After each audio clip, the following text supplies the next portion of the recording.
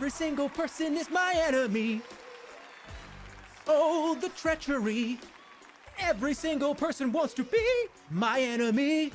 My enemy. Everybody knows Isha. I think most people love Isha. And I feel a lot of people were very, very disappointed with what the writers and the showrunner decided to do with the character, aka woman. Well, that's a little bit rough. What are you doing calling her woman? Well, I'll tell you why. If you've watched me breakdowns, you will have noticed that I referred to Isha as Isha multiple times. Well, that's because I thought that's what her name was. So, Isha, or Isha, pronounced Isha, is woman in Hebrew, or Eve's second name, of Adam and Eve fame, right? To me, I thought, there's no way that these people create a new character and then call her woman, right, or girl, right? That is so lazy and like such a placeholder and super cringe to me. So I thought, no way, it's not Isha, it has to be Isha. Like they'll take the root of Isha and change it. But no, it's actually Isha. It's literally the Hebrew word for woman. Whoa. That is so lazy. Yeah, kind of cringe. Show's done. She's dead.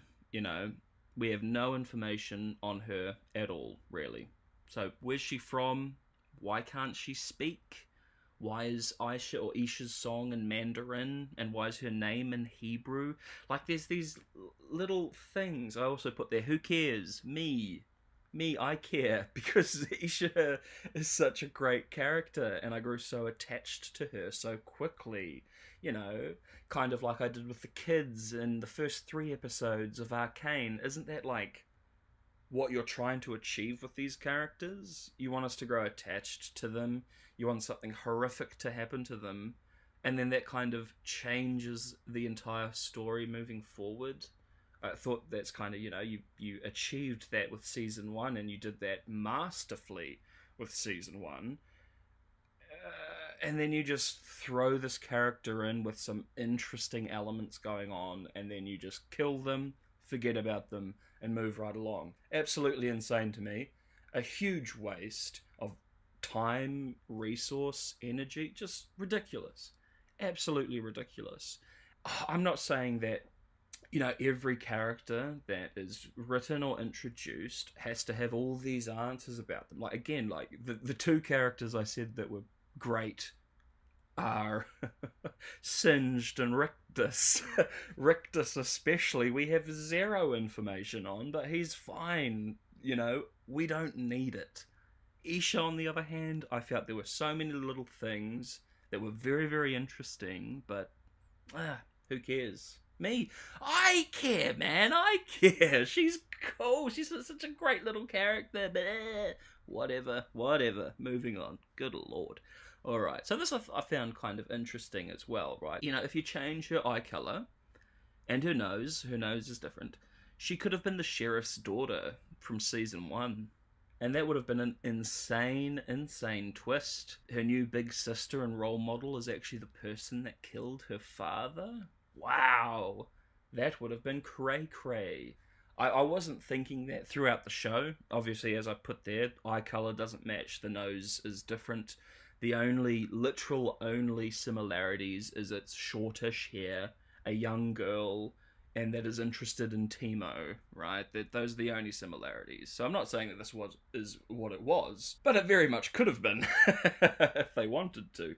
Maybe each arc was written by different people, or the general ideas of the arcs were written by different people, because it felt like there was so much investment into what was going on with Isha and Jinx, and then it just was thrown to the wayside. Forget it, we'll just throw away, cast her aside. She sacrifices herself and then is quickly moved on from, with little to no impact to Jinx or the story. So, I've said this a few times, and some people have come back to me and gone, well look, Jinx, she becomes depressed. She becomes really, really sad, and she wants to end her life.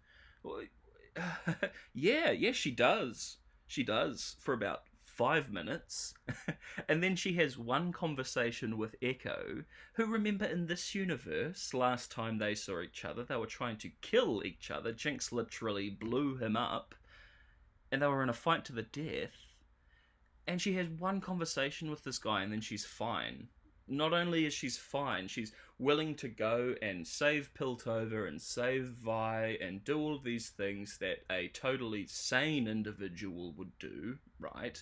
Not a insane, manic individual who's just had their, like, weight, their lens removed in Isha. No, just gets a little bit, ooh, I'm a little bit sad, and, you know, maybe I'll blow myself up a few times, but, oh, you know, Echo's got some really good points, so maybe, maybe I'll just, yeah. What was the point of any of that, guys? What was the point of any of that? So, all of that set up for Jinx to go crazy, and she's literally fine. She is fine within 5 minutes of Isha dying. It is insane to me. It is such a waste. Isha sacrifices herself, in a way that doesn't make much sense at all. So, did she even know what she was doing when she did it? So, it really begs the question, because you watch the scene a few times, and the big kind of setup to her being able to do this sacrifice is, as they're entering Victor's camp, she steals 2 Hextech gemstones from Vi's gauntlets. Now, yes, she's a thief. She's got sticky fingers. We see that multiple times throughout the show. I don't have an issue with that. I just kind of have an issue with how the heck did she know that she needed to steal those, right? She sees the Hextech gauntlets are there, and she knows the gemstones are in there, and they're valuable, so she steals them. And she's a kid, so she's not too bright, right? But surely she'd realise that after stealing them, once they're done here, Vi is going to come back for those gauntlets and go, where the heckums are my Hextech gemstones? Why aren't me gauntlets working? Yeah, it's so...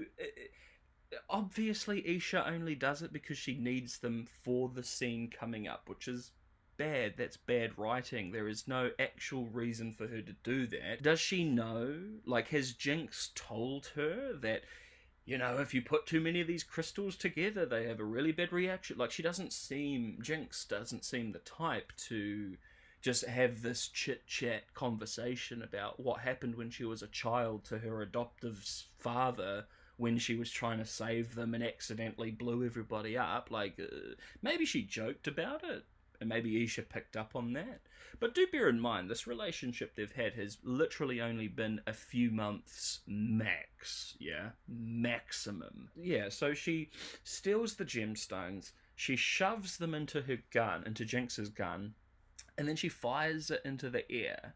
So, but she's having memories of Jinx, and, you know, she's getting emotional, tears are running out her eyes. So it seems like she knows what she's doing. It seems like she knows she's going to go and sacrifice herself, which incredibly morbid for a child, but whatever. The horrible thing that happens in season 1 episode 3 when Powder comes and quote unquote saves the day makes perfect sense. There's not a tiny piece there that makes it not fit or makes you go, oh, that's a bit contrived, but I like it. It works. It's perfect.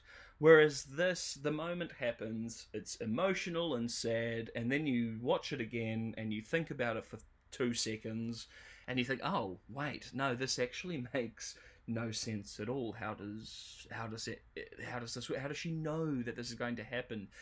Does she know that this is going to happen? Does she think she's running into Vanda and then, like, shooting a gun in the air to be like, oi, oi, gov, I'm just your average Brexit geezer, yeah? But I don't like all this fighting. Like, is that what she's trying to do? Or, I don't know. I don't think, well, obviously, we're not going to get any answers on that. So, all we can do is surmise and guess and wonder. which I don't like doing when a show is finished. It's fun to guess when we have another season coming, but the show's done, you know? Who cares? Me! I care, god damn it.